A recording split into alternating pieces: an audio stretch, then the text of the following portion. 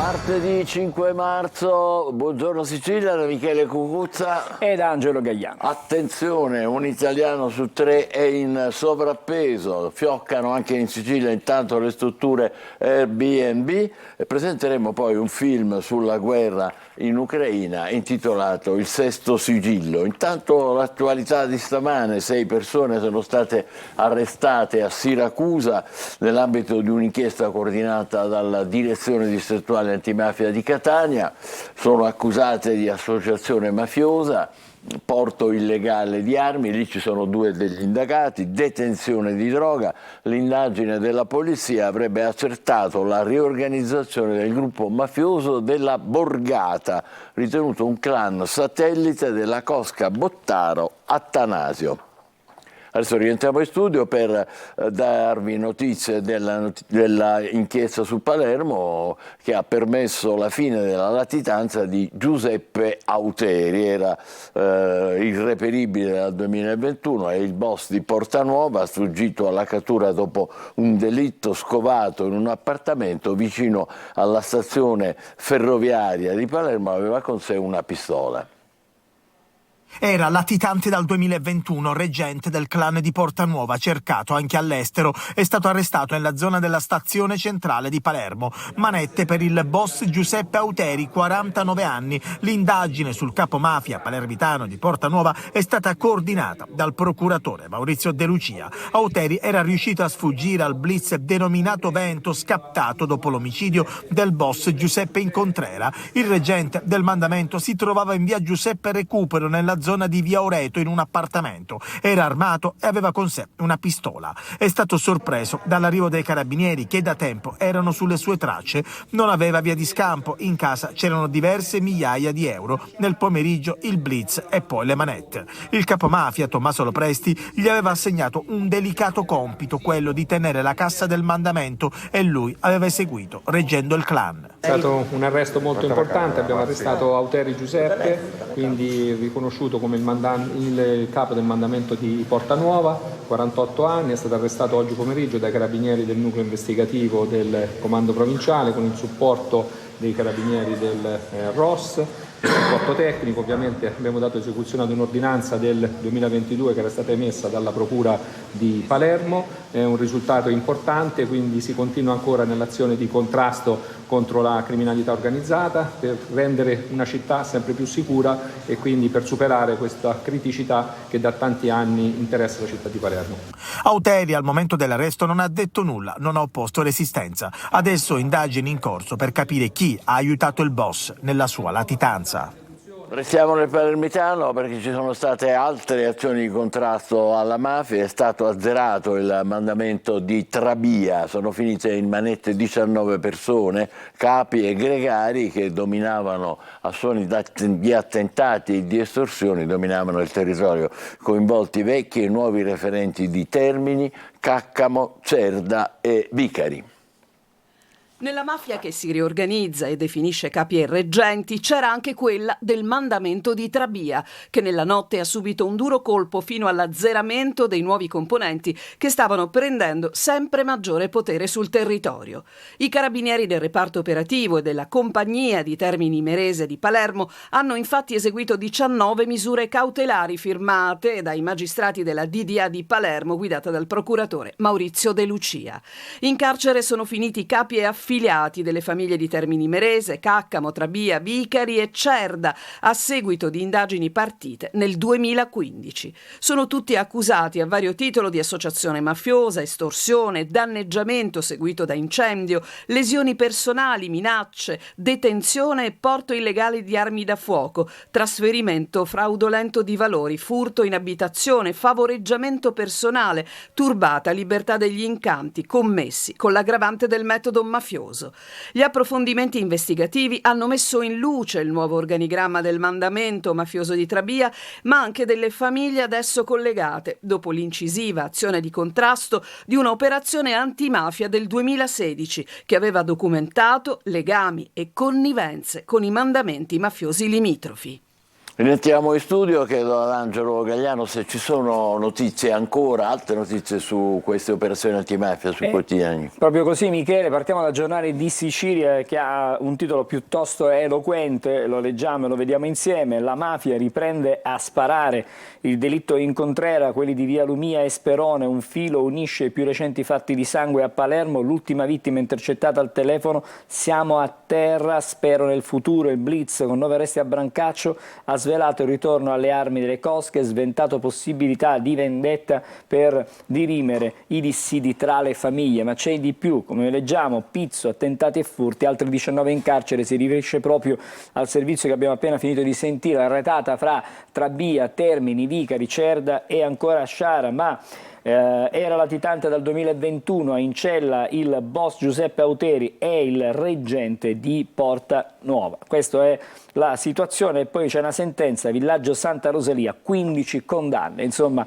ci sono tantissime notizie di cronaca stamattina che vengono riprese dai quotidiani che si concentrano anche sul processo a Caltanissetta, Montante, Crocetta e Catanzaro, prescritta l'accusa di corruzione e quindi insomma nulla di fatto. La sanità in crisi, salgono a 70 i medici stranieri da assumere e il Partito Democratico, siamo a Palermo, critica la galla, poche donne assessori, ci sono polemiche sulla giunta. Sempre al comune, market, fast food, sport, le nuove autorizzazioni, concesse 16 licenze commerciali, ecco la mappa dei big in arrivo in Viale Campania e Corso Calatafimi, parliamo ovviamente di Palermo e poi c'è questa foto notizia perché c'è un intervento dell'antitrust, vediamo un po', multa da 1,8 miliardi ad Apple, la decisione dopo il reclamo di Spotify per violazioni delle regole sulla concorrenza per la musica in streaming, ricorso dell'azienda di Cupertino, non avete portato prove credibili di danni ai consumatori. Insomma è una guerra tutta loro, vedremo come andrà a finire, ci sono comunque diversi approfondimenti stamattina sui quotidiani. Allora, siamo adesso su Repubblica Palermo, le volenterose vittime del racket, ci sono le indagini, vedete, leggiamo qualcosina sulla prima, un commerciante di Corso dei Mille disse al boss io ho rischiato la galera per te, un altro sussurrò siamo a disposizione, quello che possiamo fare facciamo. Questo sono diciamo alcune intercettazioni. Invece di denunciare gli dicevano queste cosette. E poi l'arresto, a proposito dell'arresto di Auteri, il boss Giuseppe Auteri, latitante da 2 anni, viveva in un affollato condominio in via Recupero, una traversa di via Oreto. Secondo l'insegnamento di Messina Denaro, se vuoi nascondere un albero, piantalo in una foresta, in modo tale che insomma non ti possano facilmente intercettare.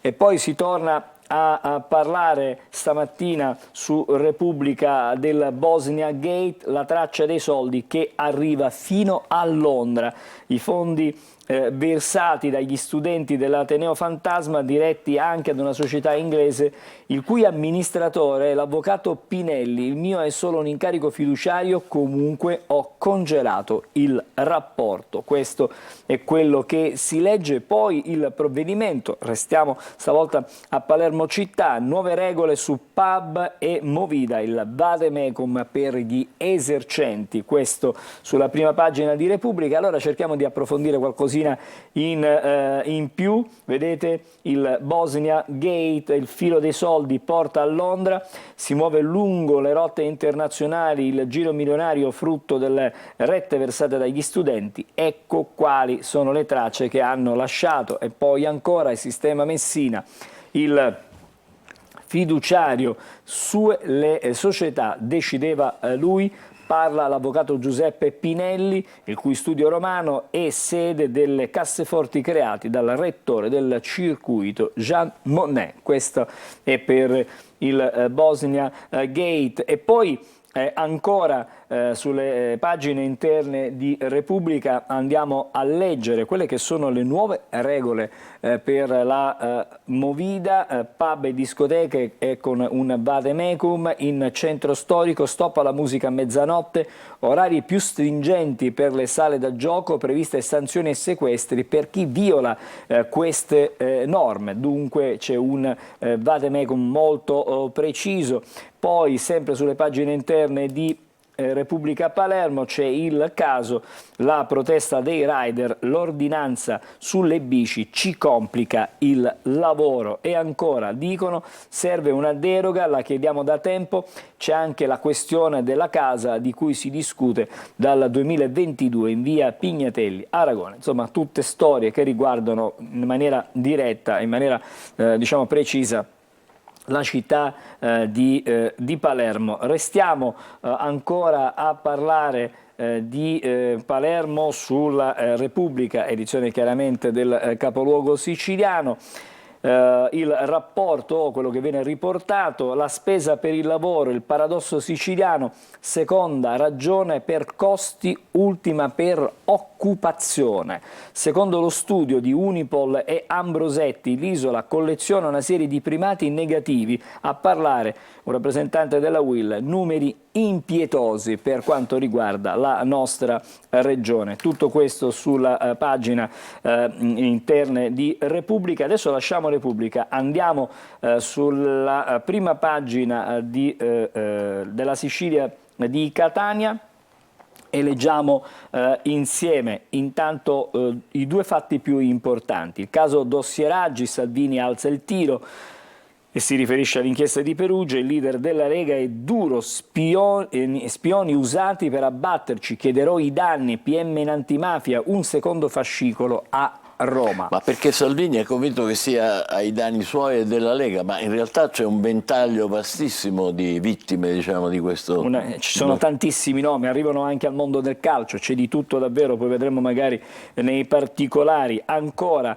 a Caltanissette il maxi processo è stato un flop, Crocetta e Montanti vanno in prescrizione, così scrive stamattina la Sicilia. E ancora vedete la fotonotizia che è piuttosto eloquente nel titolo, il suono del silenzio, e vedete il teatro antico di Taormina, e Taormina rischia di perdere l'indotto legato agli appassionati di musica. I live dell'estate 2024 spostati su Catania, Siracusa, e sono dirottati e il Siracusa poi li dirotta sull'area di Ierone. Insomma, questa è la situazione che riguarda gli spettacoli estivi.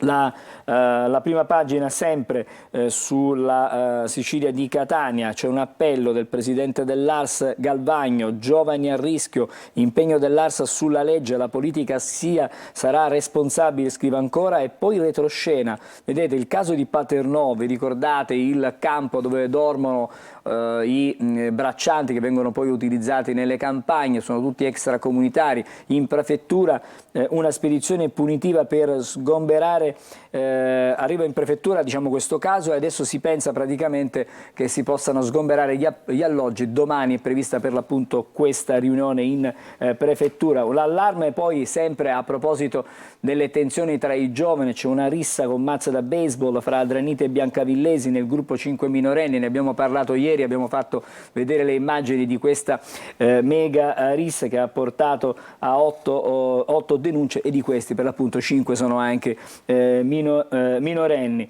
Poi c'è stato il fermo di un corriere che viaggiava dalla Calabria a Catania con 4 kg di cocaina nascosti nell'auto. E poi la sanità con l'Ismet, 3.000 siciliani trapiantati in 25 anni, festa all'Ismet senza code, polemiche. Questo è la prima pagina della Sicilia. Andiamo a vedere all'interno, a proposito del processo di Caltanissetta, leggiamo il grande bluff del processone, Montante e Crocetta prescritti, il dibattimento, anche l'imprenditore Catanzaro esce indenne dall'accusa di corruzione. E poi, lo abbiamo appena letto, Ismet, un'eccellenza del sud, oltre 3.000 trapianti in 25 anni. Le storie di chi viene salvato in Sicilia sono rinato, e c'è questo disgelo con Schifani che si impegna sulle donazioni. Abbiamo sentito proprio nei telegiornali, nella giornata di ieri, la testimonianza proprio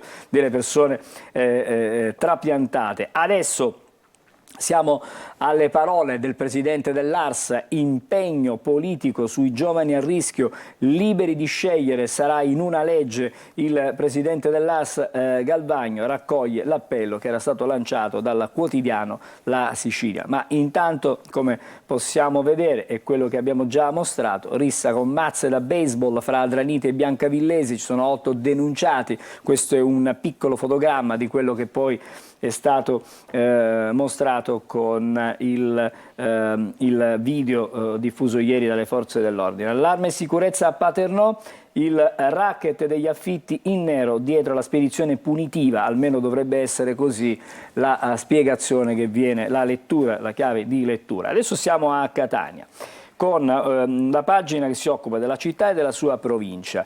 Un fatto di cui abbiamo mostrato il video la settimana scorsa, che viene riproposto perché il sindaco trantino adesso ha sollevato il caso, liquami acidi nel canale Pantano. Il sindaco trantino ha sollevato il caso dopo aver visto un video sui social divenuto subito virale, un nuovo sversamento di reflui inquinanti nella zona industriale. ARPA analizza adesso le acque, bisognerà capire che cosa è finito, cosa andava a finire in queste acque. E poi il fatto che ha dell'incredibile discoteca abusiva sulla terrazza di un albergo a lungomare di Catania. I poliziotti hanno interrotto la serata evento al rooftop in un hotel praticamente della città, sul lungomare proprio di Catania. E allora, prima di chiudere, restiamo sulla città di Catania. Contro la criminalità, 200 telecamere in più e altri 140 vigili urbani, è l'annuncio del sindaco nel consiglio straordinario, in qualche modo anticipato già nel corso del nostro focus il venerdì con incontro, appuntamento con il sindaco. Adesso arrivano le conferme di quanto ci si attende in città. Prima di chiudere, due notizie di sport, le prendiamo, una dalla pagina interna della Repubblica Palermo. Palermo un anno sulle montagne russe, su e giù in classifica cercando una identità, una squadra che non ha mai trovato continuità dimostrando poca personalità. L'iniezione di fiducia arrivata con i nuovi acquisti si è spenta con lo psicodramma di Cremona. È una situazione diciamo un po' simile, ma certamente il Palermo sta meglio, della Catania. Si vive a Catania perché si parla di altalena pericolosa, lo scrive il quotidiano La Sicilia. Il mezzo passo falso di domenica in campionato contro il modesto Monterosi accende i riflettori sul finale di stagione. Catania, c'è il rischio di finire nei play-out. Lucarelli ha ammesso: è possibile che la squadra abbia fatto certi ragionamenti, ma la zona rossa dista appena 6 punti e dopo Avellino, Potenza e Cerignola in programma c'è la delicata trasferta in casa della Turris. Mi fermo qui, Michele. Facciamo una breve pausa, state ancora con noi, fra pochissimo i quotidiani nazionali. Buongiorno Sicilia.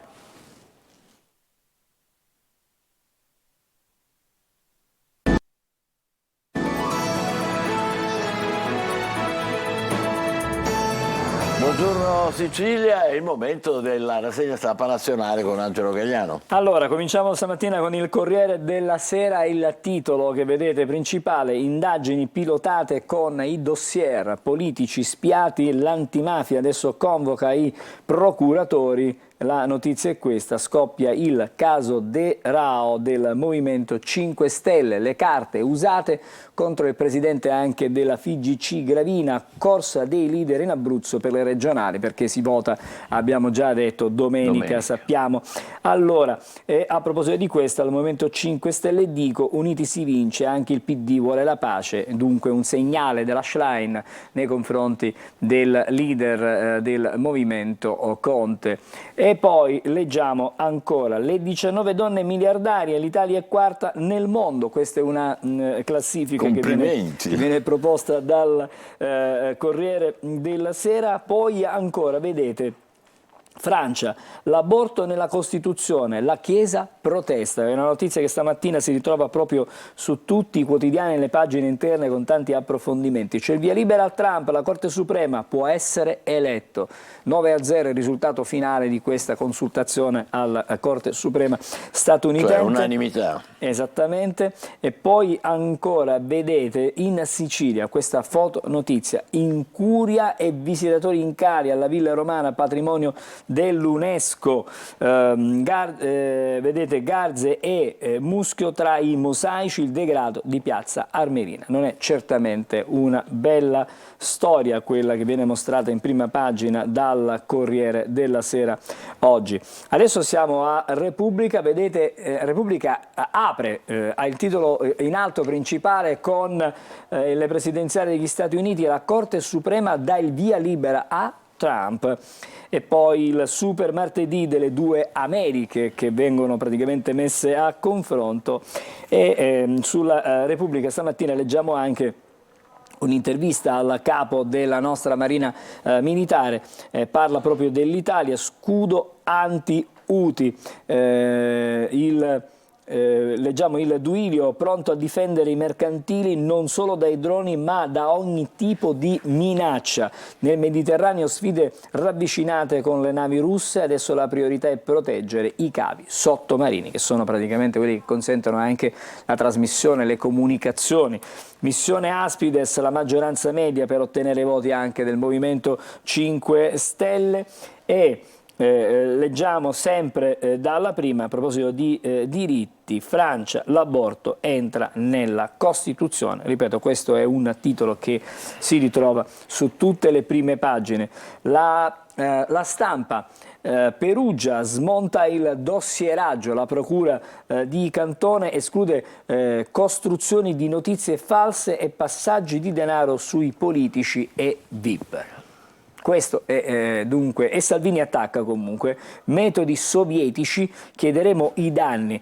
Assedio a Derao, aperta un'inchiesta sul caso Gravina Lotito che coinvolge il mondo del calcio, in particolar modo il presidente della FIGC. Poi Trump è eleggibile, la Corte Suprema lo spinge di nuovo verso la Casa Bianca, questa è la conclusione della Stampa. Anche sul quotidiano torinese vediamo l'aborto costituzionale con la Tour Eiffel alle spalle. E dalla Stampa adesso siamo alla prima pagina di Avvenire, che ha un titolo diverso rispetto a quelli che abbiamo visto fino a questo momento. Disarmata la legge. A cosa si riferisce? L'allarme delle associazioni, svuotata la 185, commercio di armi con i paesi in guerra. A Odessa i missili sulle case, 12 uccisi di cui 5 bambini. Mosca usa intercettazioni tedesche. Questa è la notizia. E poi ancora, vedete, c'è un asse tra Biden con Gantz, tregua ancora lontana, Pizzaballa a Gaza, ormai siamo allo stremo. La situazione è davvero complicata, ma ci sono altri fronti caldi. Siamo adesso ad Haiti, carceri assaltate, liberi migliaia di detenuti, ed Haiti è nel caos.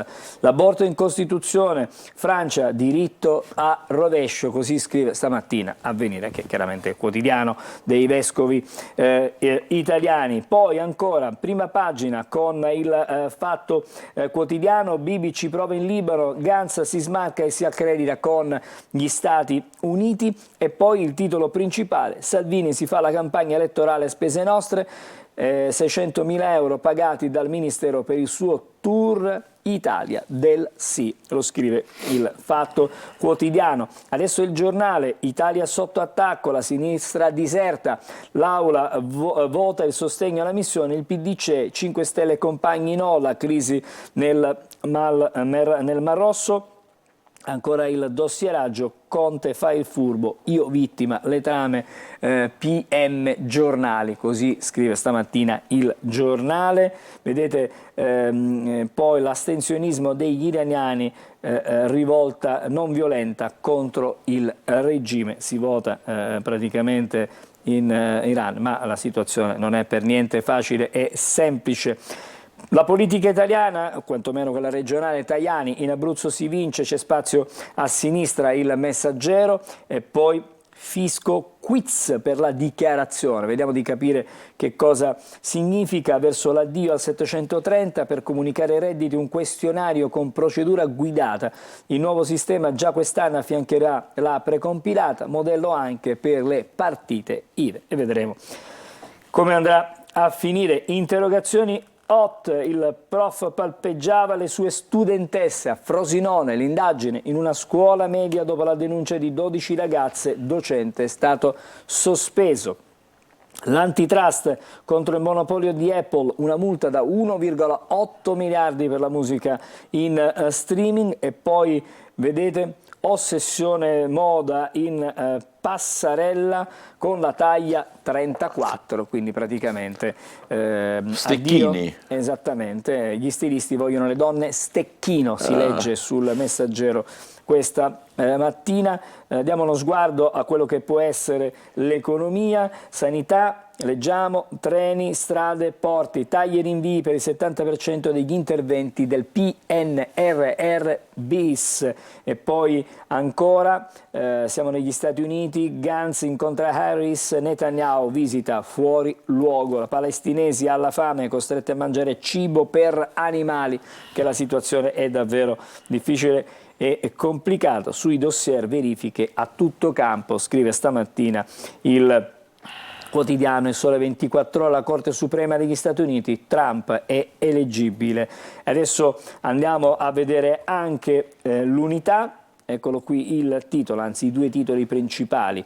L'allegra brigata di spie giornalisti che preparavano dossier, la gente capisce, insomma questo è il titolo che... Sì, è un bel titolo, però non si capisce ancora cautela nei grandi giornali, quindi è una sorta di... per conto di chi preparavano questi dossier. Non E si poi capisce. Kamala si allontana da Joe, il titolo praticamente... per le elezioni degli Stati Uniti. Leggiamo ancora adesso Libero, banche violate, il titolo scelto da Libero, sabotaggio al governo, caccia al mandante, la procura di Perugia indaga per trovare chi ha ordinato i controlli illegali sugli esponenti del centrodestra, la difesa di De Benedetti, libera cronaca, questo è il titolo. Ora vedete questa fotonotizia che ci riporta alle elezioni in Sardegna che si sono svolte già da un po' di tempo. Scrutinio chiuso, ora controlli sui verbali e forse i riconteggi, voti sardi accatastati in tribunale, quindi ci sarà una verifica. La sinistra va a fare il comizio a Gaza, Boldrini, Fratoianni e Zan nella striscia, questo quanto scrive Libero. Sul Manifesto foto notizia con in primo piano Donald Trump, Super Trump, così scrive il Manifesto, eccolo qui il titolo, la Corte Suprema ha deciso alla unanimità, l'ex presidente non può essere squalificato a tavolino dalle elezioni tramite il 14° emendamento della Costituzione statunitense che vieta agli insorti contro il governo di ricoprire uffici pubblici, ma i giudici non entrano nel merito del suo tentato golpe del 2020. Oggi è il super martedì, primarie in 15 stati e vedremo quali saranno i risultati. Poi la missione Aspides, PD e Movimento 5 Stelle verso il sì. Abbiamo il Tempo, la possibilità di leggere qualche altra prima pagina, ad esempio l'Osservatore Romano che ha questo titolo e questa fotonotizia in prima, basta per favore, fermatevi, è il titolo ed eloquente, l'immagine viene mostrata per l'appunto. E poi c'è una riflessione che leggiamo, chi riderà il sorriso ai bambini di Gaza? Questa è la domanda che viene posta. Chiudiamo con un'ultima prima pagina, siamo sulla Nazione di Firenze che scrive dossier e veleni, la Lega chiede i danni, il Carroccio all'attacco, c'è una parte del paese che origlia, volevano abbattere il centrodestra con un comitato di spioni, Melillo e Cantone, in settimana ascoltati dall'antimafia, scoppia il caso De Rao del Movimento 5 Stelle. Mi fermo qui e ti restituisco la linea. Grazie, adesso facciamo ancora una breve pausa, guarderemo il tempo prima di tutto, poi parleremo di un fenomeno molto diffuso nel nostro paese, un italiano su 3 è sovrappeso e quindi aia. State con noi, buongiorno Sicilia. Un saluto e ben ritrovati da Sofia Inglese di Trebi Meteo. Ci attende un martedì con molta variabilità sul nostro territorio, non mancheranno ampi spazi soleggiati al mattino, ma tra pomeriggio e sera sarà già in agguato una nuova perturbazione che coinvolgerà il nostro territorio a partire dal nord Italia. Vediamo ora nel dettaglio la Sicilia, condizioni di marcata variabilità sulla regione, specialmente sui settori settentrionali con qualche nota instabile al mattino, ma nelle ore pomeridiane i fenomeni poi saranno in graduale attenuazione. Le temperature massime saranno in calo di qualche grado con valori intorno ai 15-16 gradi. Nel corso della giornata di mercoledì sole prevalente e con la ventilazione ancora sostenuta, mari infatti che risulteranno localmente anche agitati. Le temperature massime non subiranno particolari variazioni con valori infatti che saranno ancora compresi tra i 12 e i 18 gradi. Ma per tutti i dettagli aggiornate o scaricate l'app di Trebi Meteo.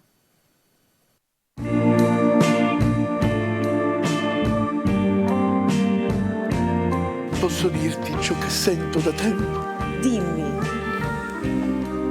Tutti i giorni su Antenna Sicilia alle 12:50 E 19:20? c'è chi la vuole Cotta.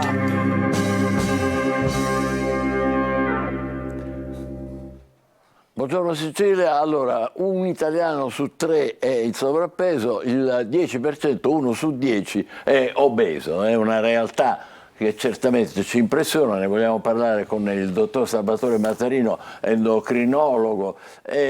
Tra l'altro anche voi medici siete un po' sotto accusa, cioè il 40%, quasi la metà dei medici, non consiglia diete, movimento. Come mai? Proprio ieri è stata celebrata la giornata internazionale, l'Obesity Day, che è stata istituita, pensi, soltanto recentemente, nel 2015, proprio perché l'obesità fino a una trentina di anni fa non era neanche quasi considerata una patologia, era considerata una condizione che magari poteva porre in un disagio estetico o psicologico chi ne era affetto. Oggi invece finalmente, vorrei dire, la comunità scientifica ha posto l'attenzione su quella che non solo è una patologia, ma è una patologia grave che può predisporre a tutta una serie di malattie. Si va dalle patologie cardiovascolari alle patologie oncologiche, alle patologie metaboliche come soprattutto il diabete. Abbiamo un brivido tutti quanti a sentirlo, dottore. Ma è sensibilizzare lo scopo principale dell'Obesity Day, e ha detto bene lei, sensibilizzare anche la classe medica, non soltanto l'opinione pubblica. Perché i medici finora erano un po', come dire, benevoli nei confronti di no, insomma, poi l'aggiornamento ci ha fatto capire che cosa significa l'obesità. Io vorrei sottoporre, se mi è consentito, l'attenzione soprattutto sulla componente oncologica come fattore di rischio e anche sulla componente economica di questa patologia. Voi pensate che per costi diretti, quindi legati direttamente alle spese sanitarie, ma anche costi indiretti, quindi assenteismo dal lavoro, costi di assicurazione, l'obesità in Italia ci costa 22 miliardi di euro l'anno, cioè quello che noi spendiamo, badate bene, per le patologie oncologiche. Cioè noi per una patologia che si può facilmente risolvere con un adeguato stile di vita spendiamo la stessa cifra di patologie che ancora purtroppo oggi mietono numerosissime vittime. Purtroppo questo fatto coinvolge anche i bambini e gli adolescenti ormai, è vero? Questo è l'aspetto più grave, se vogliamo.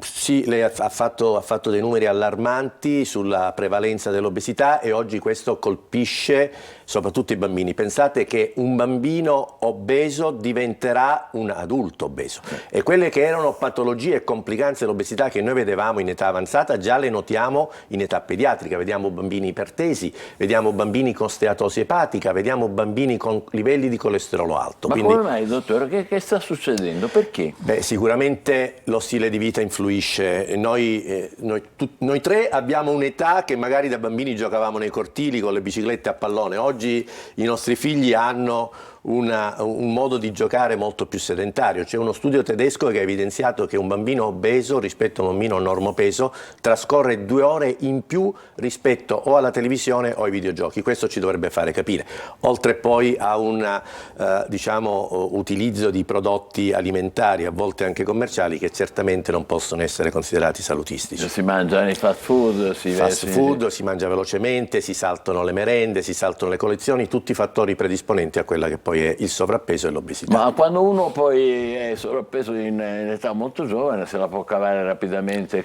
crescendo o no? Sì, questa è una domanda giusta, perché c'è una differenza fondamentale tra l'obesità infantile e l'obesità dell'età adulta. L'obesità infantile, noi diciamo, è un'obesità iperplastica, cioè le cellule adipose si moltiplicano e quindi è bene fermare il procedimento nell'età infantile. Nell'età avanzata invece si ha un'obesità ipertrofica, cioè aumentano le dimensioni delle cellule. Quindi se si affronta il problema in età pediatrica si arresta il procedimento della moltiplicazione cellulare e quindi si ha la speranza che il bambino ritorni normopeso e resti normopeso. Quindi noi genitori dobbiamo fare molta attenzione a questo, no? Io dico, non è mai troppo presto per affrontare il problema dell'obesità e non è mai troppo tardi, perché anche in età avanzata questa ci espone a fenomeni di salute estremamente gravi. Ma è vero che noi siamo tra agli ultimi posti per... C'è una classifica che ci vede, se si riferisce alla prevalenza dell'obesità, il sud e le isole si trovano purtroppo in una situazione di podio nella prevalenza dell'obesità.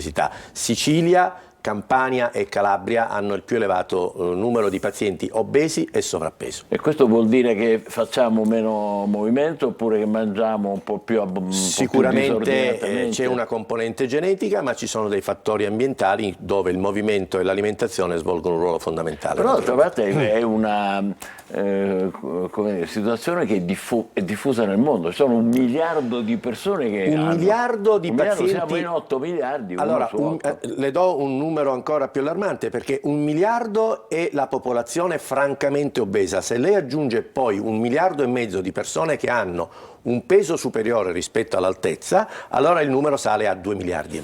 Capite che insomma è una situazione molto grave. È quella che viene parlare di pandemia in epoca Covid, ma la vera pandemia del terzo millennio, secondo l'Organizzazione Mondiale della Sanità, è proprio l'obesità. Quindi dobbiamo intervenire e cercare di riflettere il più possibile su cosa possiamo fare. Dobbiamo cominciare dall'alimentazione o dal moto, dal movimento, dall'attività? Dobbiamo iniziare innanzitutto dall'informazione. Questo è molto importante e quello che lei state facendo oggi è molto importante, e l'Obesity Day ha questo significato: sensibilizzare che le è persone. Stata ieri, come diceva È stata lei, ieri, è stata a livello mondiale, e poi già a livello di infanzia incentivare il movimento e la corretta alimentazione. Io vorrei dire che la parola dieta, che tanto ci spaventa, perché ci espone al concetto di privazione, in realtà dieta, se andiamo a vedere l'etimologia, deriva dal greco diaita, che vuol dire stile di vita, quindi non vuol dire privazione, vuol dire stile di vita corretto. Ma è vero che 38 milioni di italiani, Angelo, non praticano attività sportiva, cioè più della metà. Questo, neanche due calci al pallone. Ma guardi, nel trattamento dell'obesità, quello che voglio dire non è che bisogna per forza vincere le Olimpiadi, perché la classica camminata a passo veloce, i famosi 10.000 passi, quelle 3/4 d'ora, mezz'ora fatti 2 o 3 volte a settimana sono già sufficienti per portare un miglioramento significativo al proprio peso. Quindi l'attività sportiva ben venga, ma anche un semplice movimento che può anche essere fatto a casa, una ciclette, un tapis roulant fatto con regolarità è già più che sufficiente. Perché la Sicilia e le altre regioni che citava prima sono, come dire, agli qui ultimi credo posti? Che andiamo ad andare a vedere dei fattori anche socioculturali che datano tempo. Per molti anni l'alimentazione, il mangiare tanto, ha rappresentato forse una rivalsa anche rispetto a delle condizioni tipo il post-guerra, eccetera. La condizione di disagio sociale ci porta a compensare con una ostentazione di ricchezza che purtroppo in questo caso si rivolge ad un aspetto negativo. Quindi che è l'alimentazione mangiare abbondante. mangiare dolci. Poi c'è un aspetto conviviale che però non deve essere assolutamente abolito, cioè io voglio spezzare una lancia in favore di chi ha dieta. Chi ha dieta non deve privarsi della mangiata domenicale o dell'uscita con gli amici, è la quotidianità che ci permette di evitare problemi. Si può sgarare una assolutamente volta a settimana. Assolutamente sì, Però sì. è vero, allora queste sono, come dire, dottore, ha detto fenomeni anche culturali che datano da tempo, ma c'è qualcosa di nuovo che invece ha complicato le cose, tutta questa moda dei fast food, degli aperitivi, vogliamo parlarne? No? Cioè, sono le cosiddette calorie nascoste, no? Cioè e queste sono cose nuove che abbiamo importato soprattutto. Assolutamente, assolutamente. I paesi dell'ovest del mondo ci hanno inondato di prodotti commerciali, di abitudini anche. Io però ritengo sempre che l'unica cosa che bisogna vietare è la parola vietato, cioè la parola vietare andrebbe modificata e sostituita dalla parola moderare, cioè se andiamo a fare un aperitivo il sabato sera diciamo non succede nulla, ripeto la quotidianità, l'approssimazione dinanzi a un regime dietetico controllato, quello è molto più grave dello sgarro come diceva lei dottore Cupuzzi. Ma è vero che adesso ho sentito dire, alcuni suoi colleghi dicono non più ma ci aveste tormentato che bisognava mangiare 3 volte, 4 volte, 5 volte, quante volte dobbiamo mangiare? Allora io suggerisco 5. 5 suggerisco 5 che poi ma 5 attenzione, non dobbiamo interpretare il pasto però per tornare alla cultura sicula antica, no, cioè una colazione che è fondamentale per fornire l'energia necessaria ad affrontare la giornata. Questa è la mattina.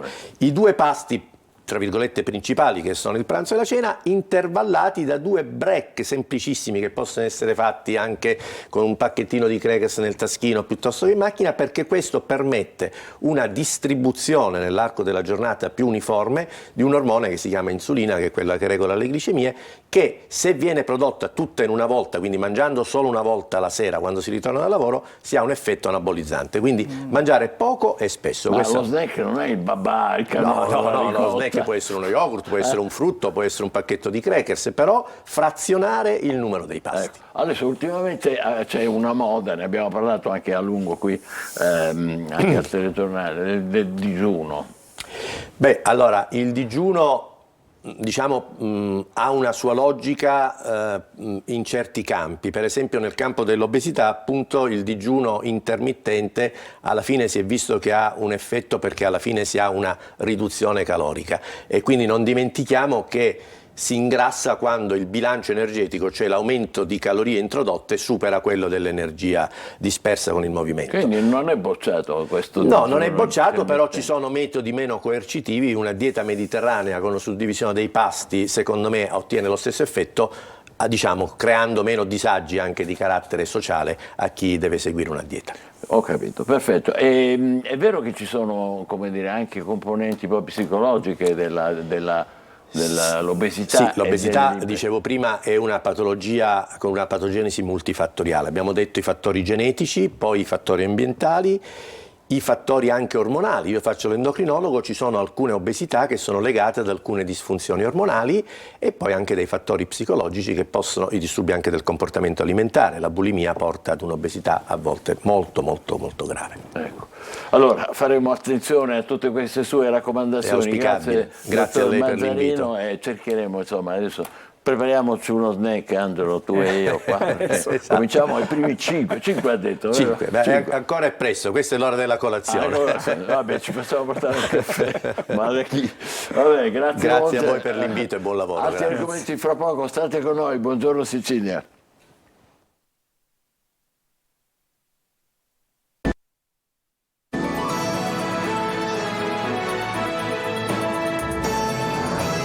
Buongiorno Sicilia, parliamo delle strutture Airbnb, cioè diciamo i B&B, come lo diciamo noi un po' banalmente, che stanno man mano sempre più sostituendo gli alberghi. C'è con noi, dirà di no, Franz Cannizzo, che è presidente di Abetnea. Cos'è Abetnea? Abetnea è una realtà che nasce nel 2000, una delle prime in Italia, insieme alle associazioni del Trentino, quindi insomma sotto questo aspetto abbiamo sicuramente avuto una gran bella partenza, e coopta tutte le strutture ricettive extra-alberghiere, cioè tutte quelle attività che non superano le 6 camere. Secondo quelle la che fanno normativa. arrabbiare gli alberghi. Voglio dire, questa è una questione naturalmente importante, Aperta, diciamo. aperta, però vorrei anche dire che noi abbiamo determinato negli ultimi 20 anni lo sviluppo turistico della Sicilia, perché costruire un albergo o c'hai i soldi oppure insomma... Voi ritenete di avere determinato il...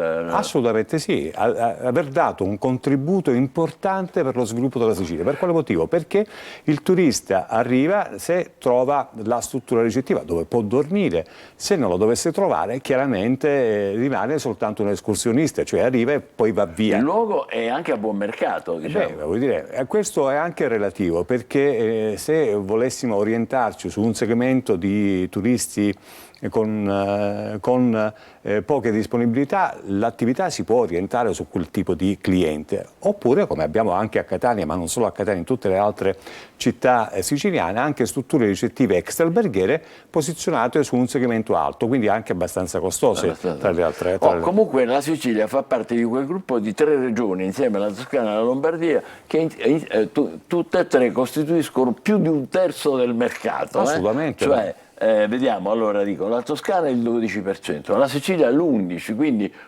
più di 1 su 10, e la Lombardia 11,1%, un po' leggermente sotto la Sicilia. Naturalmente la Sicilia finalmente occupa le posizioni che merita, ma rimane ancora tantissimo lavoro da fare. Ma per quale motivo rimane tanto lavoro, direttore? Perché noi abbiamo avuto nel 2023 la bellezza di 16 milioni di presenze turistiche. Ora, questo dato non deve impressionare, perché 16 milioni di presenze significa che noi dobbiamo dividere per 3 questo numerello. Per quale motivo per 3? Perché 3 è la media delle notti in cui si rimane in Sicilia e quindi abbiamo il numero effettivo di arrivi. Arriviamo, direttore, a 5 milioni e mezzo di turisti arrivati in Sicilia ed è un numerello ancora poco sufficiente, perché noi siamo anche una delle regioni più grandi in Italia, quindi potremmo certamente portare questo dato, 5 milioni e mezzo di arrivi, ad almeno doppiarlo. Quindi è chiaro che bisogna fare un grande lavoro. Ma c'è chi dice, vabbè, ma è un turismo così rapido che poi non porta tutto questo benessere. Naturalmente dobbiamo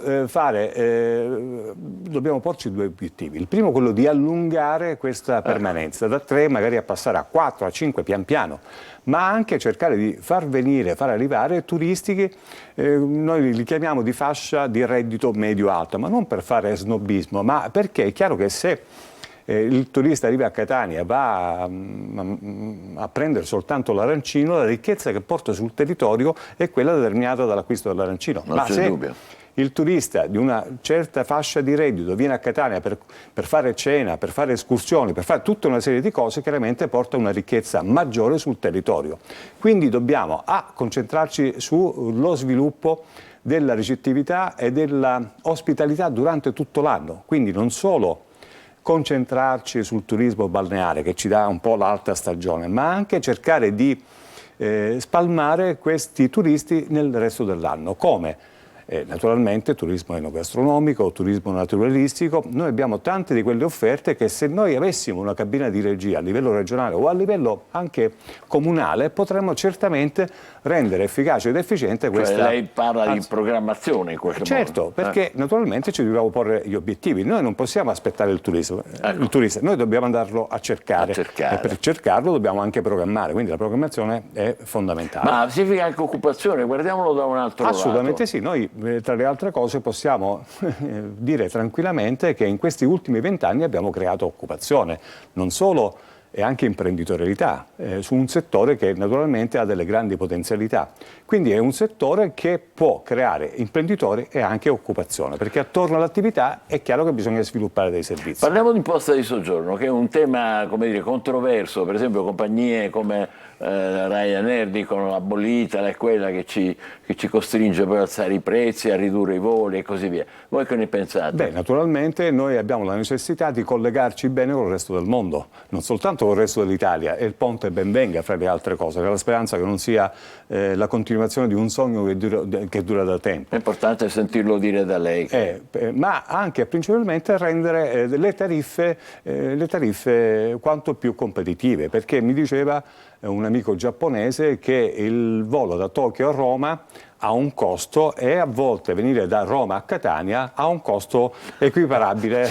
Non ci si può credere, come si dice. È strano ma vero, ma è così. Strano, Quindi ma vero. anche lì, dal punto di vista politico, dobbiamo anche capire un attimo cosa dobbiamo fare con questa nostra insularità, tra le altre cose, perché noi siamo distanti e dobbiamo invece essere facilmente raggiungibili e poter raggiungere il resto d'Italia e del mondo senza particolari Compreso quindi difficoltà. anche con le tariffe, Assolutamente sì, le tariffe. tasse di soggiorno. Assolutamente sì, tariffe, tasse di soggiorno, sono tutta una serie di voci che naturalmente se ci fermiamo un attimo e ci ragioniamo si possono anche limare. Abbiamo l'extraalberghiero, strutture non in regola, che situazione c'è? Noi naturalmente quando parliamo di abusivismo a questo punto tocchiamo un tasto che per la Sicilia è un tasto abbastanza, come dire, diffuso. Ah, sì, Certo, assolutamente sì. E su questo io invito tutti gli operatori dell'extraalberghiero invece di regolarizzarsi. Per quale motivo? Perché negli ultimi 6 mesi abbiamo avuto tutta una serie di cambiamenti importanti. Ad esempio oggi la locazione turistica, cioè io che ho un immobile posso metterlo a disposizione per l'affitto turistico, devo però seguire alcune regole ben precise. Quali? Devo avere il CIR. Ma cos'è questo acronimo? È un codice di identificazione regionale, per cui se tu attivi il CIR e devi interfacciare col comune dove risiede l'attività e anche con la regione siciliana, senza il CIR sei un'attività abusiva. Quindi, ma ce l'abbiamo noi a livello regionale? Certo, il CIR esiste, sì, esiste, assolutamente. Oggi su Catania, ma su tutta la Sicilia, per poter operare anche con la semplice locazione turistica, cosa che fino a poco tempo fa non era necessario, bisogna avere la disponibilità del CIR, codice identificativo regionale, che dice io non sono attività abusiva. Questo è molto importante. Questo è molto importante. Poi cos'altro occorre? Beh, naturalmente bisogna pagare le tasse, perché oggi io che ho ad esempio un immobile pago il 21% con la cedolare secca, dal secondo vado al 26%, ma non solo. Oggi la legge mi obbliga a comunicare il CIR anche sulla targhetta fuori casa.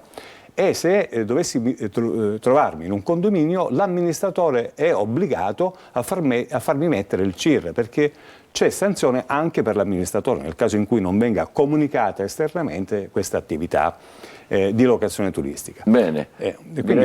Quindi bisogna un attimino lavorare affinché tutti quanti possano regolarizzarsi, è una garanzia per il turista, ma anche contribuire alle casse dello Stato. Qual è la prima cosa a suo avviso per chiudere che andrebbe fatta per ulteriormente migliorare la situazione? Dobbiamo certamente ragionare per elevare la qualità degli arrivi turistici e delle presenze turistiche in Sicilia. E qual è la qualità, cioè? Qualità significa un segmento di turisti un po' più ricco rispetto a quello che naturalmente... E questo va fatto con politiche... va fatto con delle politiche di...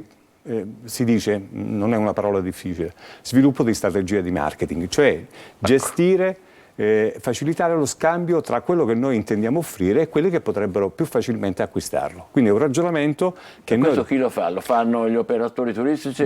Pubblico e privato. Dovremmo lavorare insieme, pubblico e privato, per concordare alcune linee di azione ben precise. Oggi il turismo non è più soltanto sole, mare, vulcano. Oggi il turismo è innanzitutto servizi, è innanzitutto eventi da conoscere con largo anticipo e contemporaneamente la conoscenza di tutti i beni, e ne abbiamo tantissimi in Sicilia, naturalistici, culturali, archeologici che abbiamo e che dobbiamo mettere a disposizione degli altri. Ci vuole una cooperazione fra gli operatori e le istituzioni? Assolutamente sì. Questo è importante. Lo confermo in pieno perché allora continuiamo ad aspettare i turisti nella speranza che quest'anno o il prossimo possa andare meglio. Non basta questo, non basta più. No, assolutamente. Grazie a Franz Cannizzo, Grazie presidente Abetnea. Noi facciamo una breve pausa e poi torneremo con altri argomenti. State con noi, buongiorno Sicilia.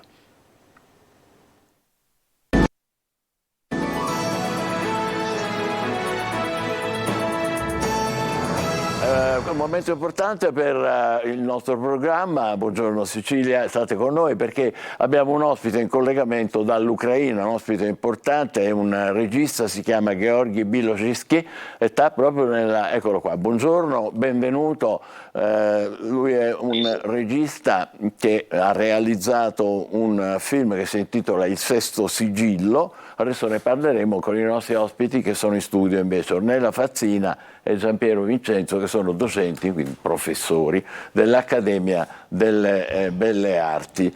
Ma prima di tutto io vorrei rivolgermi, se posso, a Georgi Biloczynski, ripeto, manifestare la nostra solidarietà, la nostra vicinanza all'Ucraina, al suo paese, che è da 2 anni sottoposto agli attacchi della Russia. E tra l'altro lei, se non sbaglio, solo un riferimento alla situazione, poi parleremo del suo film, sta nella città di Vinnytsia, che credo sia stata bombardata 2 anni fa, poco dopo l'inizio della guerra, è così?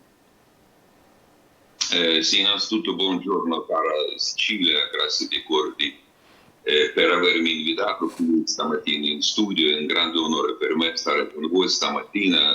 Sono stato in Sicilia una 20 anni fa e perciò per me è un grande onore di stare con voi.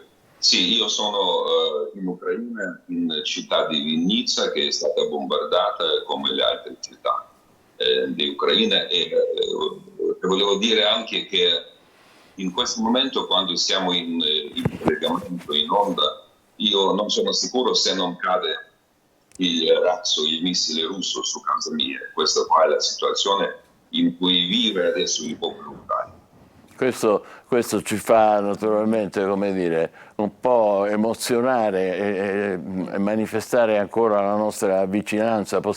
Non riusciamo neanche a immaginare che si possa vivere nel terzo millennio in situazioni di questo genere in un paese così evoluto, così avanzato come l'Ucraina, che speriamo al più presto possa entrare a far parte a tutti i titoli dell'Unione Europea. Il regista con cui stiamo parlando ha realizzato un film che è un racconto che si chiama Il Sesto Sigillo, cioè voi l'avete selezionato e scelto per che cosa? No, non è stato selezionato. Georgi Biloczynski è anche un amico, è un mio amico, e ho voluto fortemente, in occasione del secondo anno dell'anniversario purtroppo dell'invasione russa in Ucraina, la sua presenza, anche se virtuale, in Accademia, attraverso la proiezione proprio che ci sarà in Accademia del suo cortometraggio. Il Sesto Sigillo, che ovviamente abbiamo visionato insieme al collega Giampiero Vincenzo e ad altri anche relatori, perché da remoto ci sarà anche un altro regista teatrale cinematografico, Daniele Salvo, tra l'altro uno dei registi che ha lavorato anche con Luca Ronconi, quindi un nome, e anche un filosofo, Elio Cappuccio, presidente del collegio siciliano di filosofia. Domani a Catania. Domani alle 10 ci faremo in Accademia.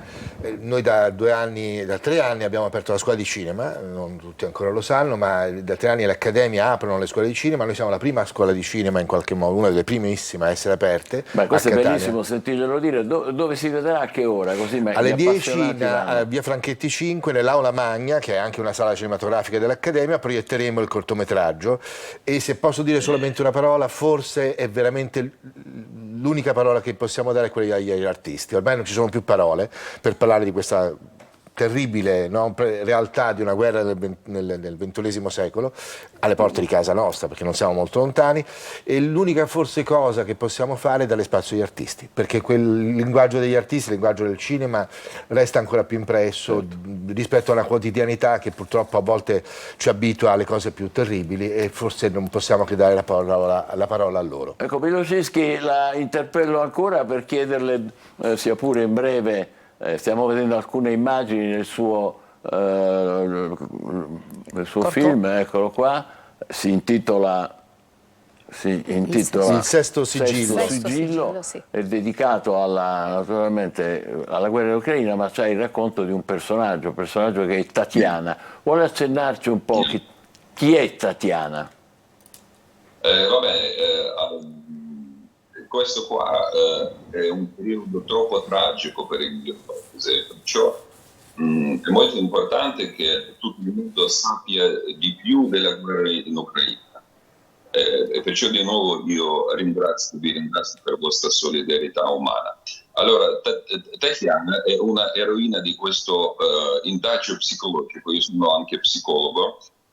Il film in oggetto è un racconto psicologico che affronta i temi dell'esperienza della guerra a partire dalla vita normale di una donna ucraina, Tatiana. Lei è una semplice commessa, però in questa situazione tragica deve compiere una scelta essenziale nella sua vita, scelte che riguardano ogni persona. Lei ha perso un marito, lei sta solo con una bambina, perciò deve assumere le funzioni, psicologicamente assumere le funzioni dell'uomo che fa morire la famiglia, che la protegga, e perciò lei deve fare queste scelte essenziali. E lei fa queste scelte, rinuncia della felicità personale, lei va al fronte. Insomma, questa indagine psicologica ci fa vedere come si cambia e come si nasce una nuova dimensione mentale nella nostra gente, perché ormai siamo 10 anni, 2 anni è un'aggressione russa, diciamo, su larga scala, però da 10 anni che siamo in guerra con la Russia, perciò siamo tutti cambiati. Il mondo non è più così come era prima, e soprattutto dopo questi 2 anni. Mi scusi, Biloszewski, come è stato possibile girare? È stato facile, difficile? Voi siete nella sua città, vi inizia, diciamo, nella zona centrale, se ricordo bene, un po' al confine con la Moldavia e poi a nord di Odessa e ad ovest di Kiev, un po' al centro quasi, diciamo, dell'Ucraina. È stato facile girare, difficile, complicato, perché per noi neanche immaginabile, un paese in guerra sottoposto a bombardamenti, uno che gira anche un film è straordinariamente coraggioso. L'aggressione militare russa su larga scala porta ogni giorno le vittime. Per dirvi che 2 o 3 giorni fa ad Odessa erano massacrati missili russi che hanno ucciso anche neonati, 3 mesi, bambini. Cioè ogni giorno c'è la morte, insomma. Noi in Ucraina abitiamo veramente nei giorni di Apocalisse. Vinizia, tanto è vero che si trova 800 chilometri fuori confine, ai confini dove c'è la guerra, a un periodo molto difficile, però io mi ricordo bene, 2 anni fa mi sono svegliato il 24 febbraio perché mi è svegliato un amico mio vicino per telefonino, ha detto: Giorgio, svegliati, io ho sentito l'esplosione a Vinizia, e lui ha detto: svegliati, c'è la guerra, io sto portando via la famiglia, e lui se n'è andato come altri milioni di ucraini. E così, perché quando si tratta dell'aggressione militare su larga scala erano bombardate tutte città alle 4:40 di mattina, era un massacro per Kiev, per la capitale, per altre città. Questo hanno bombardato Vinizia e poi hanno bombardato pure il centro della città, e proprio questo avvenimento ci ha fatto capire che dobbiamo reagire e fare un film sulle vittime di questo attacco russo militare sul centro di Vinizia. Siamo, ripeto, anche non so adesso se cade questo missile o non cade, siamo veramente in tempi di Apocalisse, di cui si dice il sesto sigillo. Giusto, stia pure con noi ancora, naturalmente ci auguriamo che tutto vada bene. Ornella Fazzina, noi abbiamo sentito adesso una testimonianza che ci ha fatto venire la pelle d'oca, però contemporaneamente diciamo che l'Occidente si sta stancando un po' di questa guerra, i tedeschi non vogliono dare i missili a lunga gittata all'Ucraina, gli americani non vogliono più dare i miliardi di dollari di cui ha bisogno, e infatti il paese è in difficoltà nella guerra. Ma è importante infatti portare proprio questa esperienza, proprio perché non si può dimenticare, all'interno di quella che è un'istituzione culturale, il fatto di far parlare Biloszewski con gli studenti di situazioni che sembrano appunto quasi far dimenticare quello che sta succedendo in Ucraina è qualcosa che non può e non deve succedere. Quindi il fatto di creare un dialogo e di portare, come dire, proprio l'esperienza viva di Giorgio Giorgio, quando lo sentivo c'erano anche le sirene, delle sirene che suonavano, per cui lasciava il lavoro, il cast, e andava appunto nei rifugi. Ma nonostante questo il grande coraggio, forse anche un po' proprio di questo popolo, quindi l'ha portato anche ad una produzione dal basso, perché lui attraverso crowdfunding, no? Attraverso dei finanziamenti, attraverso Facebook, facendo con il capo mentre è riuscito a trovare appunto dei finanziamenti per poterlo realizzare, quindi con mezzi di fortuna, ma un grande cortometraggio molto poetico, dove sono stati smussati tanti angoli, ma tante cose vengono raccontate in maniera evocativa. Vincenzo, dopo Catania girerà ancora questo film, lo vedranno in altre Noi lo situazioni? presenteremo anche ad altre accademie, perché possa entrare un po' nel circuito anche della formazione culturale. È un film che tra l'altro si ispira direttamente al Settimo sigillo di Ingmar Bergman, perché è anche una riflessione sulla morte. La cosa bella è che è riuscito ad andare anche al di là di quella che è il mero documentario, facendo veramente una riflessione profonda sulla vita e sulla morte e sul destino.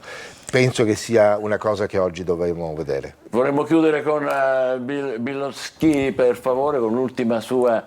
Allora, sì, grazie. Sì, grazie. Allora, il giorno dopo, 2 anni fa, il giorno dopo che è scoppiata la guerra su larga scala, mi ha chiamato un amico caro d'Italia, un italiano, e era spaventoso lui, e mi disse in un modo spaventoso: ma Giorgio, ma tu capisci che questa è la guerra scoppiata, la guerra mondiale?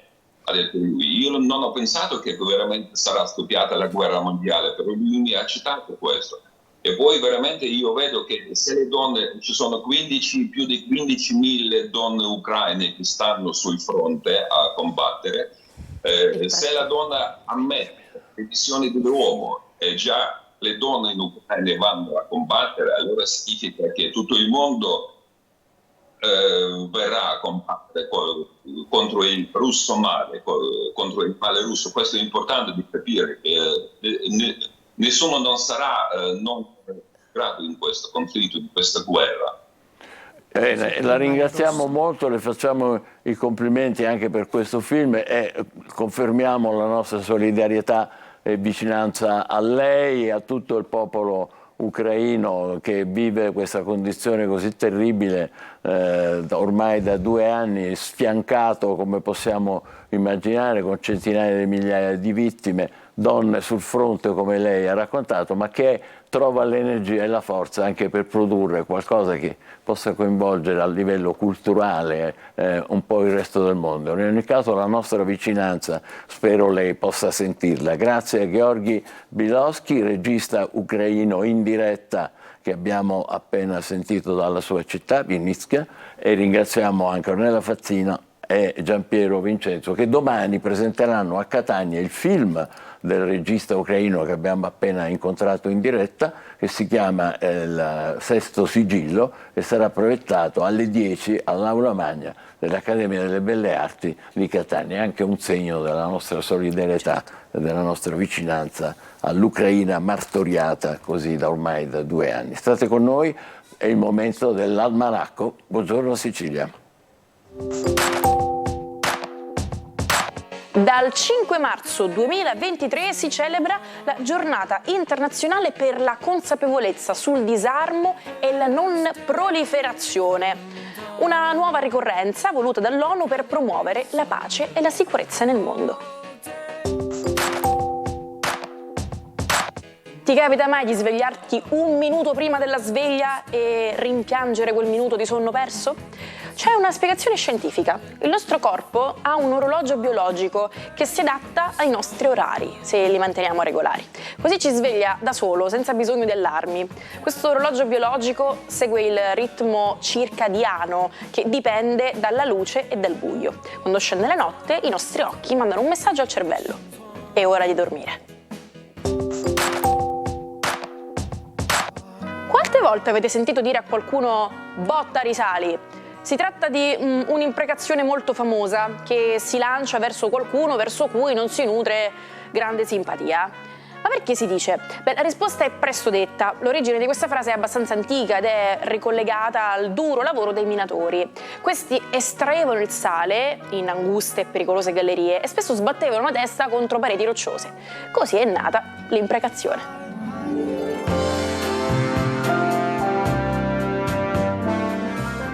È il momento di dare un'occhiata alle stelle e alle tazzine, quelle di Marco Amato in diretta con noi, oggi tazzina aurofloreale, dico bene, aurofloreale. Aurofloreale, perfetta dicitura, complimenti. Allora, con questa vi porto in Francia. È una Limoges ed è una Rochelle, ovvero quando ancora le Limoges si facevano in paese a mano. È un gioiellino, l'amo molto. Allora, ne hai ben donde. Allora, di che parliamo oggi? Dunque, di una cosa che mi ha molto solleticato la fantasia, che mi ha ricondotto al mistero di un segno zodiacale. Ebbene, la mia attenzione è stata attratta da una commedia americana romantica e brillante che si chiama Tutti tranne te. Un successo al botteghino, assolutamente, ma non tanto per la trama o per chissà quale brillante recitazione, c'è anche, per carità, ma perché ha suscitato intorno ai due protagonisti di questa vicenda un gossip assolutamente romantico, ovvero niente, i due si sono veramente innamorati? È la tesi un po' di tutti i fan che hanno seguito tutto questo, qualche movimento un po' strano su Instagram, qualche dichiarazione frecciatina da parte della ex di Glenn Powell, che è il protagonista maschile, rispetto a Sydney Sweeney. Ecco, la coppia ha assolutamente deliziato tutti proprio per l'immagine che dà, ed è assolutamente logico pensare che sia andata, data la qualità, il feeling recitativo, al di là di quello che si vede. Ebbene, cosa dice l'astrologo di questo? I due protagonisti sono lei è della Vergine e lui è una cuspide Vergine Bilancia, quindi i soli sono congiunti in un segno zodiacale che porta un mistero con sé. La compassata e precisa Vergine zodiacale, pochi sanno che è uno dei 4 segni doppi. Come i gemelli sono Castore e Polluce, hanno una storia mitologica particolare che ci spiega molto il comportamento del segno. Come il Sagittario e Chirone, la Vergine invece corrisponde a Core nella mitologia greca.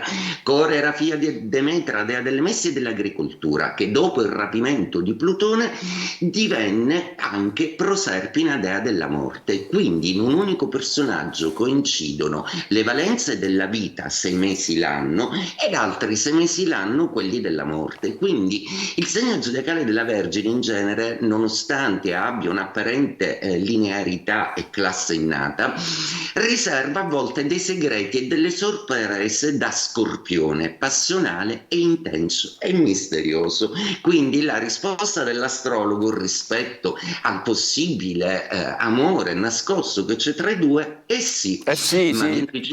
Anche noi sì. facciamo il tifo per il sì, ecco. Anche noi, ebbene, e lo scopriremo però a maggio, quando Giove sarà in Gemelli e tutto questo verrà palesato.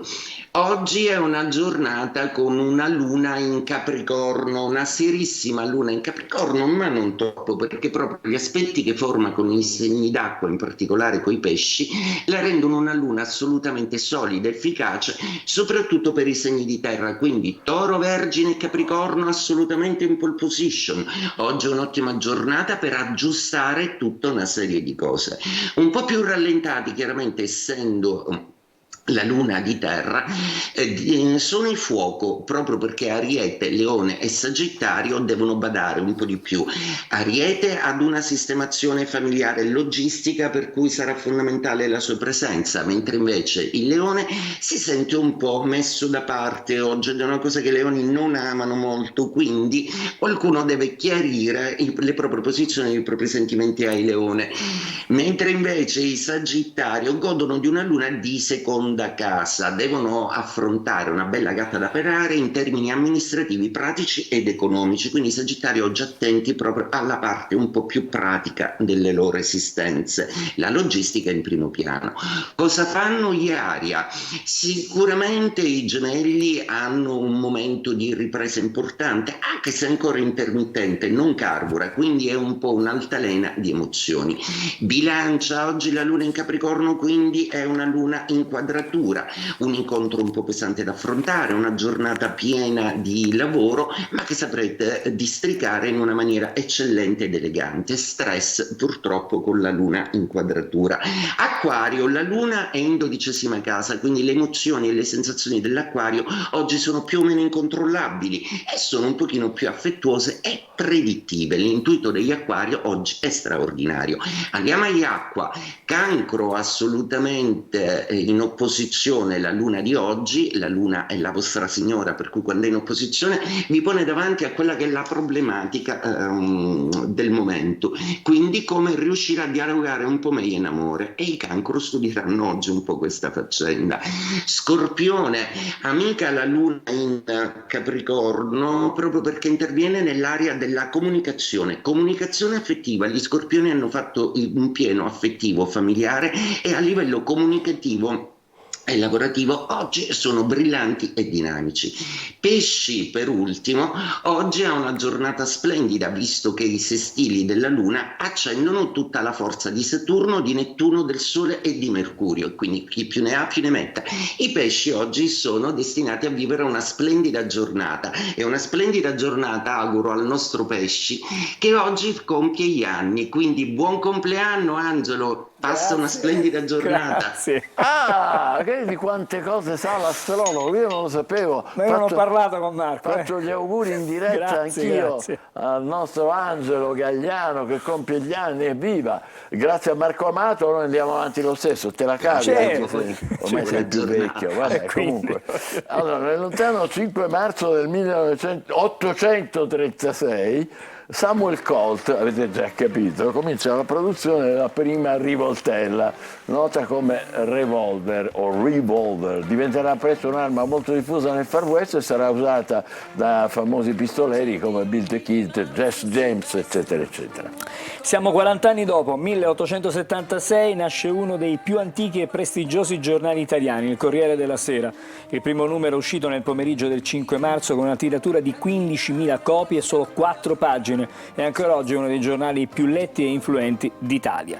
Arriviamo al 5 marzo del 1918, quando la Russia ha cambiato faccia e capitale. Dopo la rivoluzione d'ottobre dell'anno precedente, Lenin sposta a Mosca la capitale dell'Unione Sovietica. In precedenza era San Pietroburgo, la città fondata da Pietro il Grande. Saltiamo al 5 marzo del 1943 a Torino, li vedete, gli operai della Fiat Mirafiori fanno uno sciopero. Allora siamo ancora sotto il regime fascista, c'era anche poi la guerra, gli operai protestano contro le condizioni di lavoro, le paghe misere. In pochi giorni lo sciopero si estende a tutte le fabbriche del nord, coinvolgendo 100.000 lavoratori. Non si scioperava in Italia da quel dì, da quando c'era stata la marcia su Roma praticamente. E proseguiamo, poi, no? sì, Devo vai. dire io, sì. 5 marzo del 46, Winston Churchill, eccolo qua, lo vedete lassù sul podio, pronuncia un discorso che fa storia, usa per la prima volta l'espressione cortina di ferro per indicare tutti i regimi, diciamo, comunisti che stavano a est vicino all'Unione Sovietica. È l'inizio della guerra fredda, conflitto che ha contrapposto le due superpotenze per quasi mezzo secolo, finché l'Unione Sovietica non si è dissolta nel 1991. Il 5 marzo del 1963, viene inventato un semplice cerchio, lo stiamo vedendo, di plastica, che diventerà poi un giocattolo e poi un attrezzo igienico inaspettato. L'hula hoop, il nome deriva dal movimento che si fa con i fianchi per farlo girare, simile alla danza hawaiana dell'hula. Oggi questi movimenti si fanno in palestra, Esatto. chi li sa fare. Per concludere, vogliamo ricordare uno dei più grandi cantautori italiani di sempre, guardatelo, proprio lui, Lucio Battisti di Poggio Bustone, era nato il 5 marzo del 1943, carriera stroncata purtroppo prematuramente 26 anni fa, nel 98, segnata da 20 album, 25 milioni di dischi venduti, una musica che ha influenzato e continua a influenzare generazioni di artisti e piace a tutti e ha fatto fatto innamorare milioni di persone. Noi ascoltiamo nell'interpretazione di Loretta Goggi, uno dei brani più famosi di Lucio Battisti, I Giardini di Marzo, e con questo vi lasciamo perché sono i Giardini di Marzo, che siamo giusti, perfetti. Ci vediamo domani, buona giornata e buongiorno Sicilia. Vai Loretta!